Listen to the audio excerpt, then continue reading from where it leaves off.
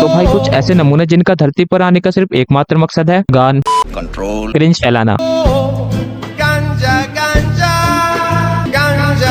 भाई ने आइसक्रीम को समझकर उसे गाल पे लगाया है। अब इसके बाद जुगनू की तरह अंधेरी रात में भी चमकेगा।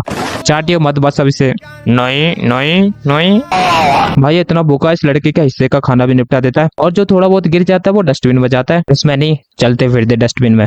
भाई जब लड़ाई हो जाती है तो बोलते हैं एक थप्पड़ में जमीन चाटेगा, लेकिन किसी ने ये नहीं पता है कि 2 थप्पड़ में क्या करेगा। वो ये प्रैक्टिकल करके दिखा रही है। इसकी खुशी तो देखो।